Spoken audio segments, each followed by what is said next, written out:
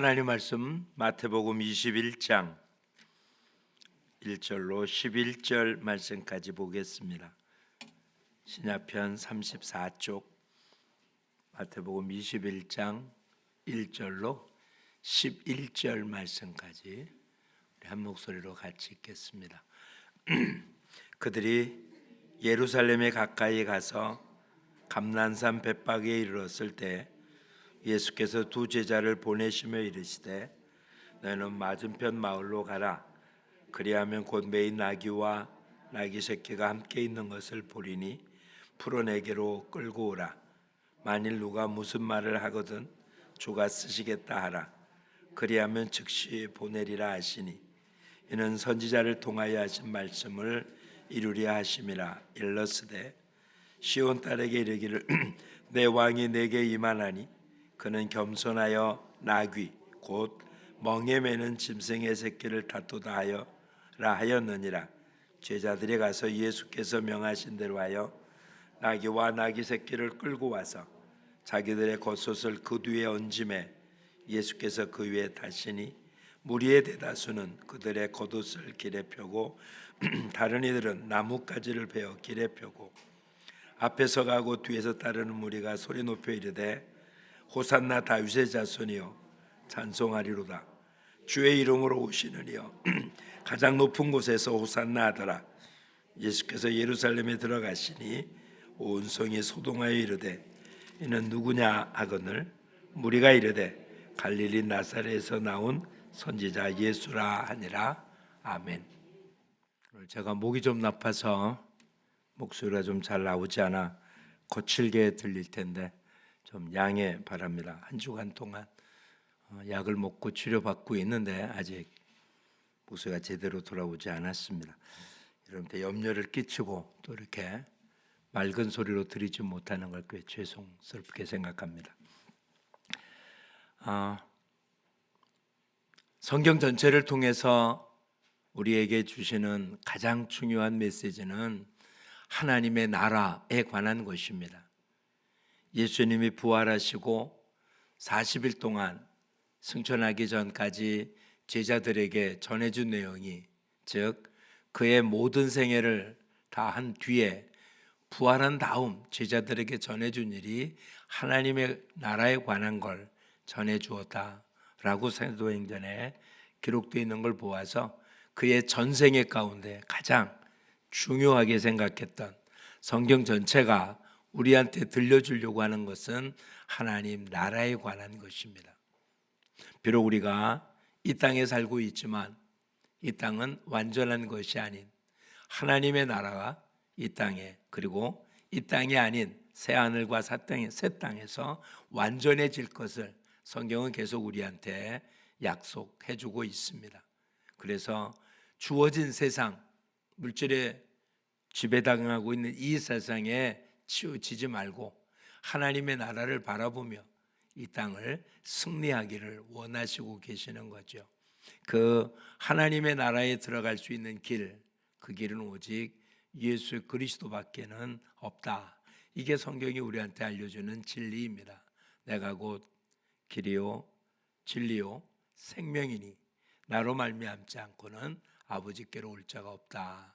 이게 주님이 가르친 것이죠. 그 하나님의 길을 우리에게 실천해 주기 위해서 하나님의 나라가 임할 수 있도록 주님이 걸어가신 길이 십자가를 지는 길이었습니다. 그 십자가 지는 길의 최종적인 모습이 오늘 종려주의라고 불려지는 예루살렘에 입성하는 이때입니다. 3년 6개월 동안의 사역을 마치고 예루살렘 입성해서 그 한 주간 동안 유월절 행사가 한 주간 절펴지는 그 기간 동안 예수님은 자신의 마지막 사역, 즉 십자가의 사역을 완성하는 그와 같은 일을 하는 거죠. 그 첫 번째 단추가 예루살렘에 입성하는 것입니다. 어찌 보면 단순히 예루살렘이 입성하는 거지만 실상 이것이 새 예루살렘을 창조한다는 그와 같은 상징적인 의미가 되기도 하고 하나님의 나라를 건설한다는 그런 뜻이기도 합니다.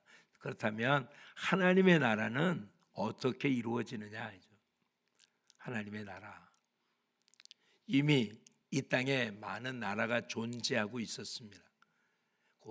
예수님 당시에는 가장 강력한 로마라고 하는 나라가 있었죠. 그 이전에는 이스라엘과 대치했던, 대치라고도 할 수도 없죠. 전 세계를 지배했던 구약의 애굽이라는 나라나 아니면 바벨론이라는 나라들, 이 나라들은 정말 강력한 국가였습니다.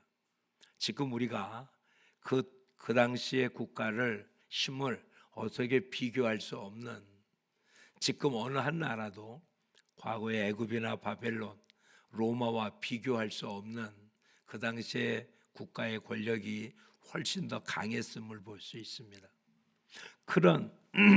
그런 국가들 속에 살고 있는 기독자들이 그 안에 하나님의 나라를 건설하려면 얼마나 더 큰 힘이 필요할까? 얼마나 더 강력한 힘으로 그 무시무시한 애굽이나 바벨론 혹은 예수님 당시에 로마 시대, 그 로마의 정권 아래 하나님의 나라를 건설할 수 있나? 이게 보통 우리들의 모습이잖아요. 실상 어찌 보면 골리앗과 다윗의 싸움처럼 세상은 골리앗처럼 거인이고 믿는 자의 모습은 소년 다윗처럼 보잘것없는 모습이 그냥 눈에 나타난 현실입니다. 예수님이 이런저런 이적과 기적을 많이 펼쳐 보였다 할지라도 그것이 로마 전체, 로마 황제의 권한 밑에 본다면 정말 보잘것없는 모습, 로마라고 하는 큰 땅덩어리에 어느 한쪽 구석에, 팔레스타인 지역의 어느 한 지역에 나타난 조그만 사건들, 어찌 보면 이스라엘은 대단하게 크게 볼지 몰라도 로마에는 아예 이건 뉴스거리가 되지도 않는, 지금으로 얘기한다면 아프리카 어느 한쪽 구석에 일이 일어났었던, 그래서 우리한테는 도대체 그런 일이 있었는지조차 알 수도 없을 만한 그런 모습일 것입니다.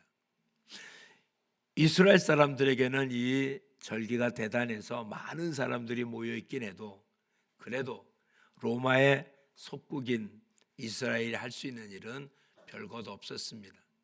그들이 원하는 건 정말 다윗과 같은, 과거 다윗과 같은 강력한, 그와 같은 하나님의 일꾼이 나타나서 로마로부터 이스라엘을 독립시키고 다윗의 영광을 다시 한번 드러내 주기를 원하는 것, 이게 그 당시 사람들의, 유대인들의 꿈이었어요.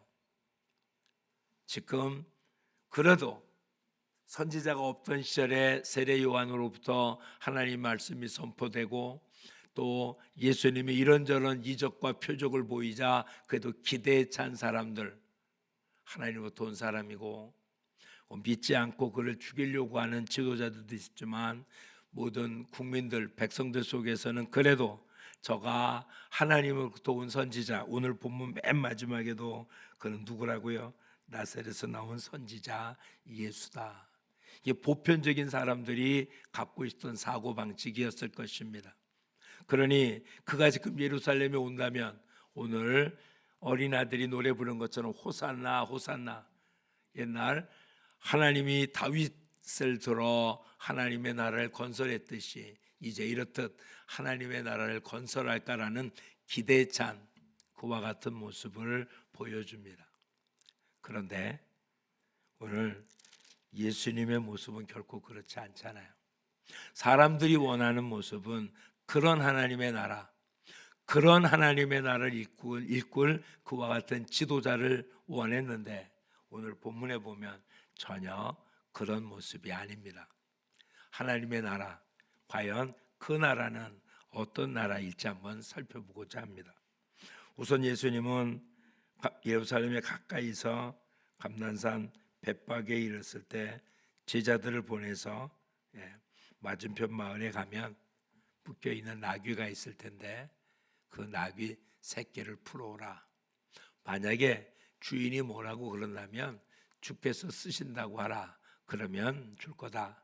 정말 갔더니 나귀는 묶여 있었고 그를 가꾸려고 하자 주인이 도대체 무슨 일을 하려고 하냐 그랬더니 주께서 쓰시겠다 하자 그가 즉시 보냈다라고 기록이 합니다.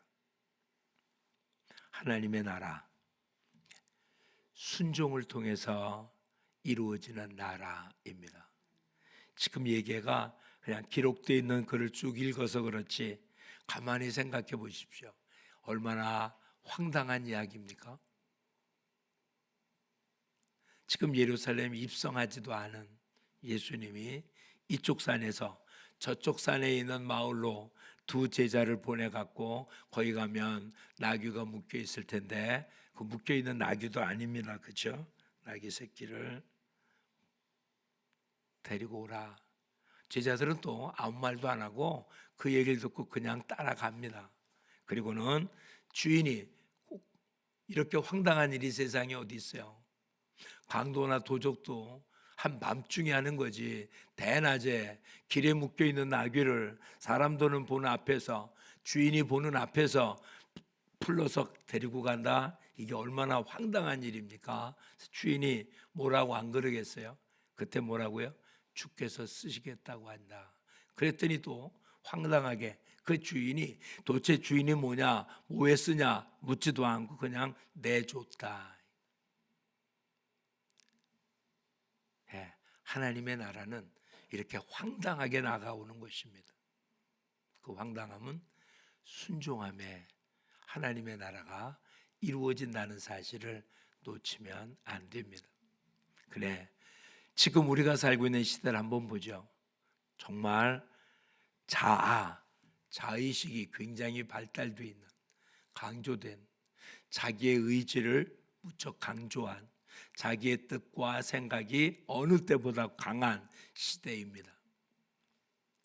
이것을 아주 어릴 때서부터 그렇게 교육을 시킵니다.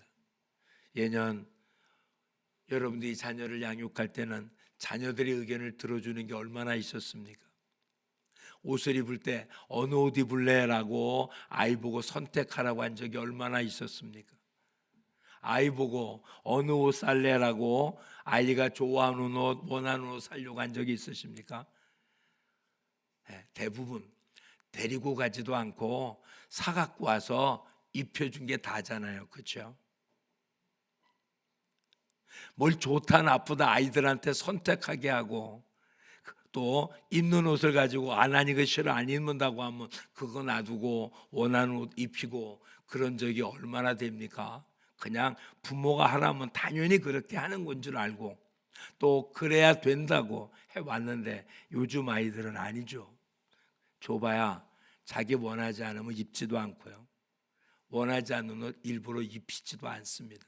자기 의사를 충분히 존중해 주는 거죠. 어느 게 옳다 그러다 이야기를 하고 싶은 게 아닙니다. 문제는 이와 같은 모습 속에 권위 앞에 순종하는 걸 배우지 못하는 건 문제라는 거예요. 요즘 우리는 대통령은 옆집 아저씨만도 못합니다. 장관 개혁해, 국회의원 저 사람, 그렇죠? 비록 그가 하고 있는 일이 어떤 일인지 모르고 정말 형편없는 모습일지 몰라도 대부분이 우리나라의 최고의 학벌을 가진 사람이고요. 그와 같은 직책이 있기 전에 그런 엄청난 일을 하던 사람입니다. 그렇죠? 국회의원의 한 절반 정도는 판검사, 변호사 등등 수없이 많은 그런 직책을 갖고 있던 사람들이었잖아요. 학벌은 어떻습니까? 그렇죠? 그들의 절반 이상이 우리가 넘보지도 못할 만한 그런 학교를 졸업하고 학력을 갖고 있는 분들이잖아요. 근데 그냥 죄예요, 죄.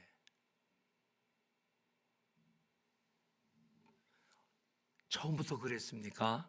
그러지 않았죠. 20, 30년 전만 해도 결코 그러지 않았죠. 어느 게 옳다 그러다 이야기가 아닙니다.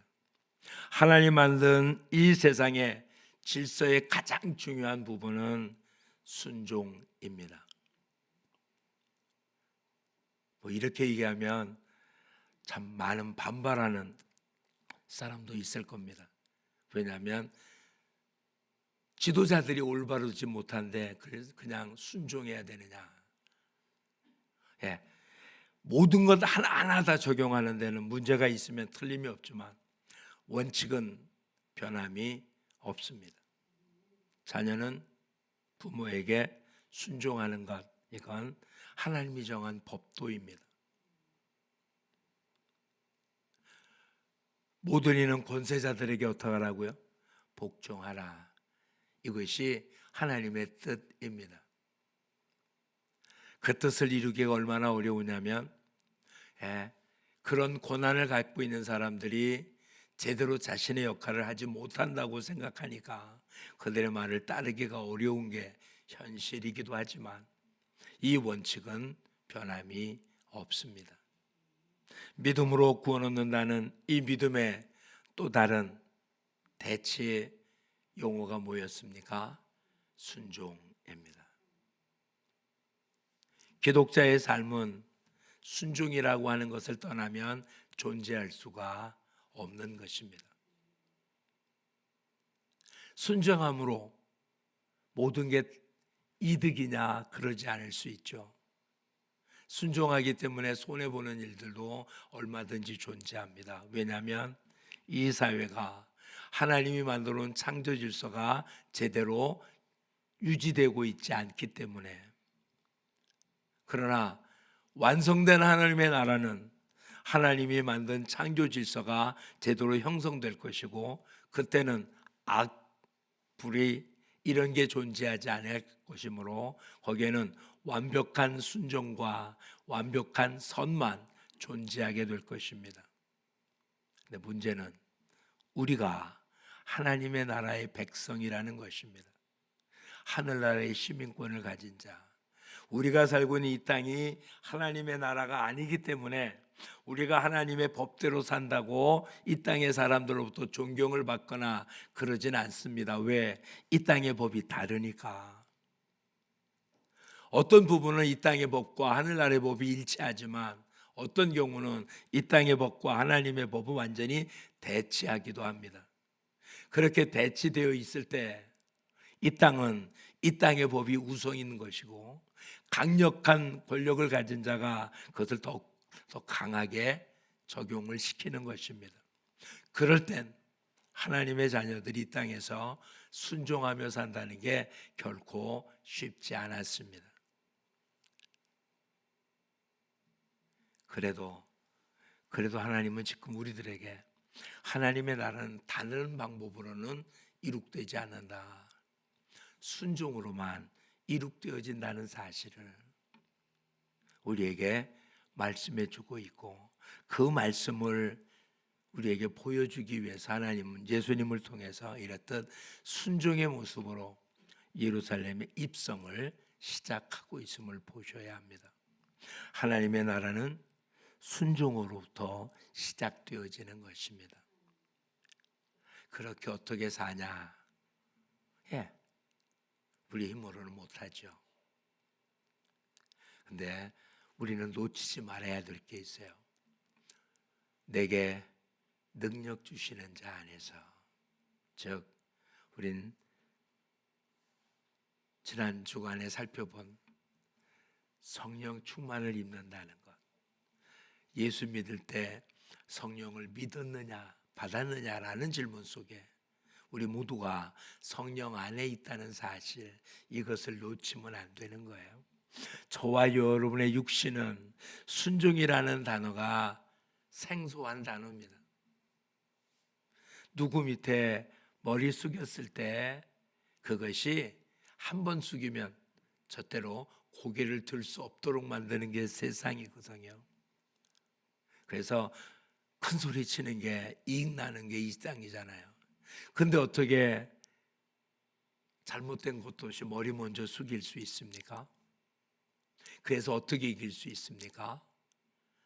하나님의 나라는 이깁니다.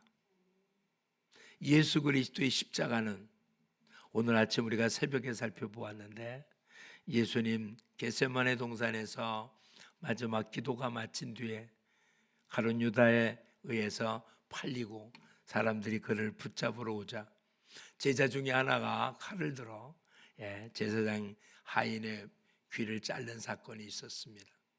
그때 예수님 이것까지 참으라고 하며 그의 귀를 고쳐주고 이렇게 표현하십니다. 내가 지금이라도 12영 더 되는 천사를 부를 권위 없는 줄 아느냐. 주님은 군단 혹은 우리로 얘기하면 여단급쯤 6천 명 정도 되는 군인이라고 봐야 되겠죠. 그런 6천 명 정도의 군인을 12군단을 지금도 부를 수 있는 권한을 주님이 갖고 계셨지만 주님은 그 권한을 사용하지 않습니다. 그냥 붙잡혀 가고요. 말도 안 되는 재판을 받고요. 십자가에서 죽으십니다. 왜요? 그래야 하나님의 말씀이 이루어지기 때문에. 로마 황제 앞에 무릎을 꿇은 게 아니고요. 빌라도에게 무릎을 꿇은 게 아니고요. 그 당시 제사장들에게 무릎을 꿇은 게 아니고요. 왜 자신에게 주어진 자신이 할 수 있는 12영 더 되는 천사를 부를 수 있는 권한을 사용하지 않았다고요? 그래야 하나님의 뜻을 이룰 수 있기 때문에. 하나님의 말씀에 순종하기 위해서. 지금 우리가 순종한다는 얘기는 하나님의 뜻에 순종한다는 이야기입니다. 그래서 어떤 때는 부닥치기도 하죠. 세상이라고는 부닥치기도 하고요. 싸우기도 합니다. 근데 어떤 경우도 우리는 나의 권익을 위해서 순종하는 게 아니고요. 하나님의 뜻을 위해서 순종하는 것입니다. 오늘 이 나귀 주인은 왜 나귀를 풀어줬다고요? 주께서 쓰시겠다고 하니까. 저와 여러분에게 주님이 쓰시겠다고 하면 순종할 때 하나님의 나라는 시작이 되는 것입니다. 주일 예배가 그런 것입니다. 요즘같이 이번 코로나로 인하여 웬만한 교회가 저희 교회도 지금도 유튜브로 생방송하고 있습니다. 이 이전에도 한국의 대형 교회들은 대부분 예배를 실시간으로 방영해 왔습니다. 그러니 어느 때든지 어디서든지 자기가 있는 곳에서 방송을 통해서 예배에 참여할 수 있는 것은 지금 우리한테 널려져 있는 모습입니다. 그런데 그런 거 다 놔두고 이렇게 정해진 시간에 정해진 장소에 나와서 예배를 드린다는 것, 이거는 좀 현대 감각이 좀 떨어진 것 같이 느껴지지 않습니까? 아직도 비록 이제는 마스크 쓰는 걸 자유로 하려고 그러지만 아직도 불안한 모습 속에 이렇게 많은 사람이 모여서 한다는 게 좀 어리석은 것 같이 보이지 않습니까? 근데 뭐라고 얘기하십니까? 하나님 뭐라고 말씀하십니까? 모이기를 피하는 어떤 사람들의 습관을 쫓지 말고 마지막 때가 될수록 어떻게 하라고요? 더욱더 모이기에 힘쓰라. 왜 모였다고요? 예배 시간이 돼서? 아니요. 하나님 말씀에 순종하기 위해서입니다. 왜 겸손해야 됩니까? 왜 용서해 줘야 됩니까? 왜 사랑해야 됩니까? 왜 나만 손해보는데도 참아야 됩니까? 다른 이유가 아닙니다. 그게 더 낫기 때문이 아닙니다. 하나님이 그렇게 하라고 하니까. 하나님의 나라는 무엇으로 시작된다고요? 순종함으로 시작이 되어집니다. 그러니 교만은 하나님 나라의 정반대에 서 있는 것입니다. 그런데 우린 자기도 모르는 사이에 나이가 들수록 높아질수록 가진 게 많을수록 겸손이나 순종이라는 얘기보다는 교만과 거만해지기 쉽고 좀 남을 이렇게 아래로 보기 쉬운 게 우리 육신적인 모습이잖아요. 그러니 가질수록 베풀기를 즐겨야 할 것이고, 많은 걸 누릴수록 나누기를 좋아하지 않으면 하나님 말씀에 순종하기가 얼마나 어려운지. 부자가 천국 가기를 어떻다고요? 낙타가 바늘기 들어가는 것보다 어렵다고요. 왜? 부자는 가진 게 많아서 하나님의 말씀에 순종하기가 어렵기 때문에. 여러분 어떻습니까? 하나님 말씀 순종하기가 어렵습니까? 그럼 여러분은 부자입니다. 이 땅에서는 부유하고 자기 자신한테는 부유할지 모르겠습니다. 그런데 그렇게 부유함 때문에 천국에는 못 들어간다는 거잖아요. 하나님의 나라는 순종으로 시작된다는 것 기억하십시오. 두 번째, 하나님의 나라는 오늘 예수님께서 나귀를 타고 가시면서 뭐라고 된 성경 말씀을 응하고 계십니까? 5절을 같이 한번 읽어주시죠. 시작.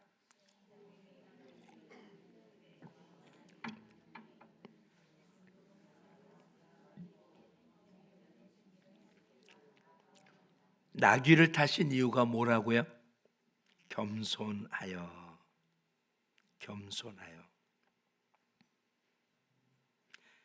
하나님의 나라, 그 일을 이루실 예수님은 겸손한 왕이셨고 평화의 왕이었습니다. 어느 성에 입성했다고요? 예루살렘 성입니다.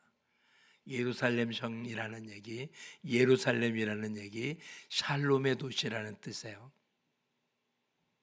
예루살렘에서 샬렘이 샬롬의 변형입니다. 그러니까 샬롬의 도시라는 뜻이에요. 평화의 도시. 그 많은 것 가운데 하나님이 하나님의 성전을 세운 그곳의 이름을 뭐라고 지었다고요? 예루살렘이에요. 그것이 평화의 도시입니다. 그게 하나님의 나라를 이 땅에 보여주는 예표인 거예요. 하나님의 나라는 어떤 나라라고요? 평화의 나라입니다. 화평의 나라예요. 그래서 화평케 하는 자는 하나님의 아들이라고 일컬음을 받는다라고 표현하잖아요. 화평케 하는 자는 이미 하나님 나라 백성인 거예요. 그러니까 하나님의 나라는 평화의 나라입니다. 근데 평화의 나라는 어떻게 주어진다고요? 겸손함으로 주어지는 것입니다. 겸손함으로.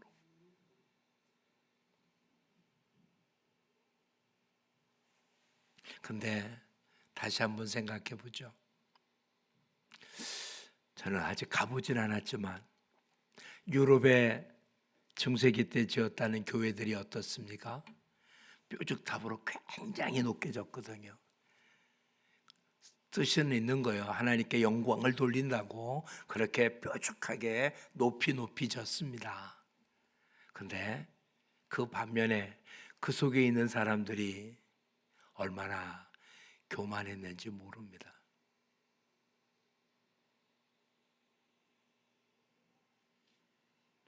(2000년대가) 될 때까지 한국 기독교 정말 놀라운 부흥의 역사가 있었습니다.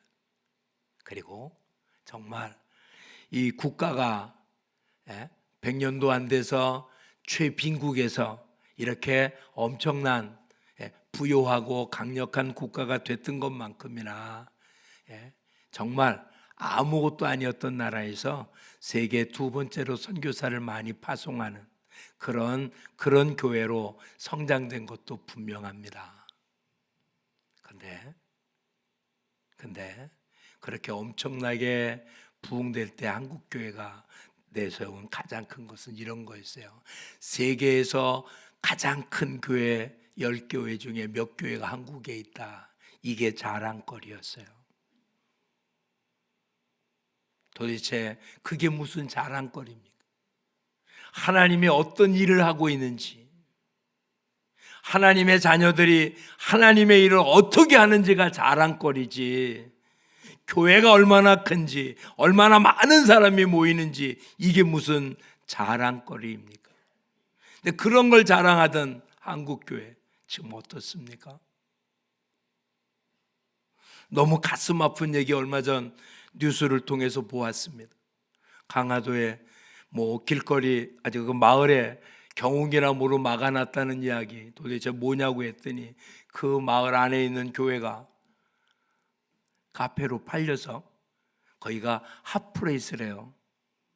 거기 오는 사람이 너무 많아가지고 마을이 어떡할 수 없어갖고 마을 입구부터 아예 경운기로 막아버렸다, 이런 이야기예요. 왜 그랬는지는 모릅니다. 어쩌는지는 몰라요. 근데 교회예요. 근데 팔렸고 산 사람이 카페를 하고, 지금도 수없이 많은 교회를 지었다가 그 교회를 감당하지 못해가지고 하나님의 교회라고 하는 이단에 넘어가는 교회가 얼마나 많은지 모릅니다. 무엇을 자랑합니까? 기독자의 자랑할 것은 사도 바울의 표현처럼 약한 밖에 없습니다. 왜냐하면 내가 약할 때 주님이 역사하시기 때문입니다.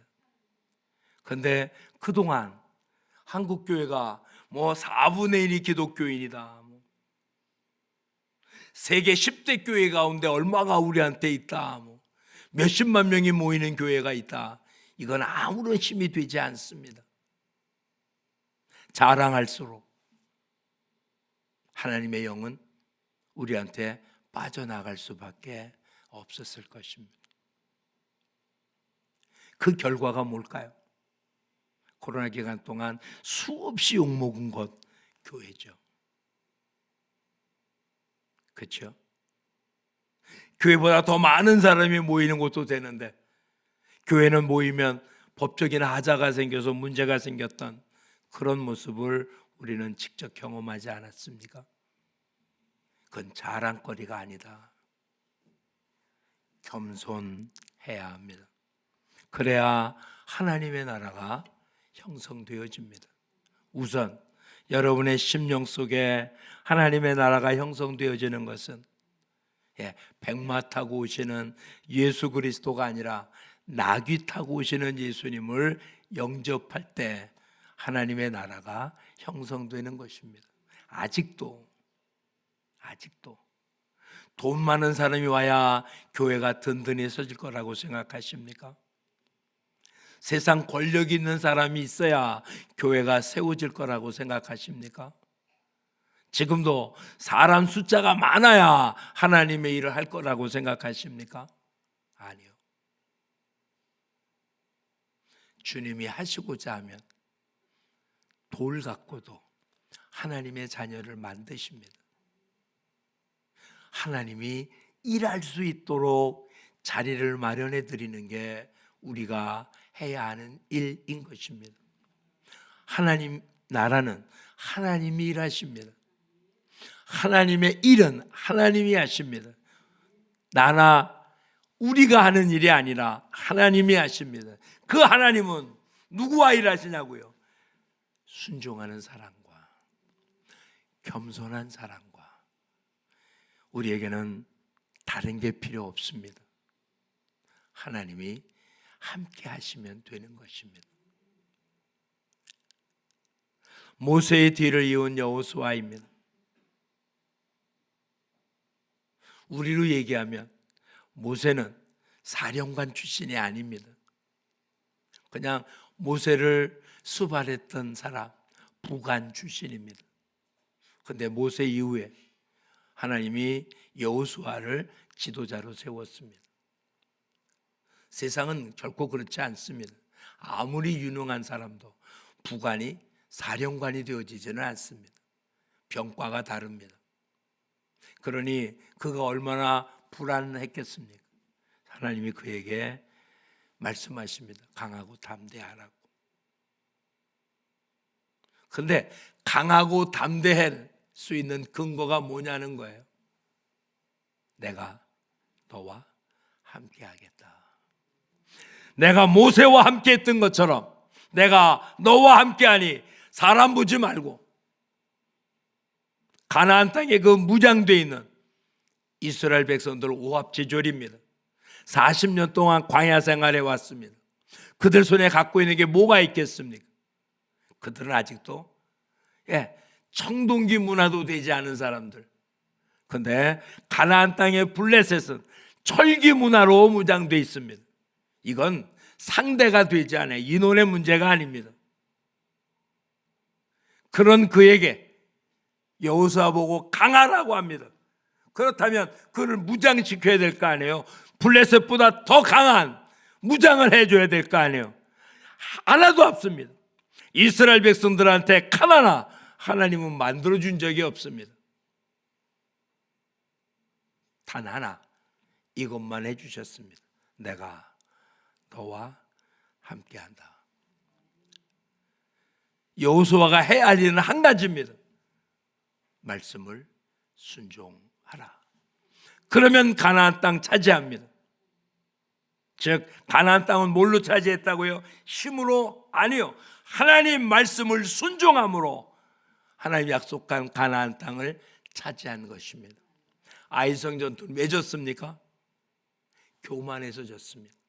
즉 순종과 겸손은 하나님이 약속한 모든 것을 누릴 수 있는 유일한 방법입니다. 그것이 믿음입니다. 예수님이 예루살렘 입성하며 나귀를 타고 들어가고 그에게 나귀를 가지고 오라오며 주인의 순종을 통하여 일을 이루셨던 하나님은 지금도 저와 여러분의 순종과 겸손을 통해서 하나님의 나라를 세우고 확장하고 영광을 돌리기를 원하고 계십니다. 그러니 이제 우리 모두 주님 안에서 순종과 겸손을 배우는 우리 모두가 되기를 축복합니다. 우리가 잘 아는 빌립보서 2장 5절 말씀을 보며 말씀을 마무리 짓고자 합니다. 빌립보서 2장 5절 말씀은 이렇게 시작이 됩니다. 너희 안에 이 마음을 품으라. 곧 그리스도 예수의 마음이니 11절까지 봅니다. 그는 근본 하나님의 본체시나 하나님과 동등됨을 취할 것으로 여기지 아니하시고 오히려 자기를 비워 종의 형체를 가지사 사람들과 같이 되셨고 사람의 모양으로 나타나사 자기를 낮추시고 죽기까지 복종하셨으니 곧 십자가에 죽으심이라. 이름으로 하나님이 그를 지극히 높여 모든 이름에 뛰어난 이름을 주사 하늘에 있는 자들과 땅에 있는 자들과 땅 아래 있는 자들로 모든 무릎을 예수의 이름에 꿇게 하시고 모든 입으로 예수 그리스도를 주라 시인하여 하나님 아버지께 영광을 돌리게 하셨느니라. 그냥 오늘 말씀 빌립보서 2장 5절 이하에 있는 말씀을 두 단어로 줄여봅시다. 순종과 겸손, 예수님의 마음을 담는 우리 모두가 되기를 축복합니다. 기도하겠습니다. 좋으신 하나님, 주님께서 하나님의 말씀에 순종하고 겸손으로 이를 지키심으로 우리에게 생명의 길을 주시고 이렇듯 하나님을 아바 아버지라고 부르는 특권을 누리게 하심을 감사드립니다. 이 특권을 가진 우리들 보고 그 특권으로 사는 것이 아니라 오히려 낮아져서 종으로 섬기라고 하시니 우리 또한 섬김과 겸손으로 그리고 낮아짐으로 주님 순종함으로 하나님의 나라를 이 땅에 이루는 이 시대에 주님의 일꾼들 되게 하여 주옵소서. 우리 주변의 사람들 저희들의 섬김을 통해서 하나님의 나라를 맛보아야 할 사람들입니다. 저희들의 겸손을 통해서 우리 안에 그리스도의 영광을 봐야 될 사람들입니다. 저희들의 섬김, 순종과 겸손을 통하여 가족과 이웃들이 천국을 맛보며 주님 앞에 돌아오는 역사가 있도록 축복해 주옵소서. 예수님 이름으로 기도합니다. 아멘.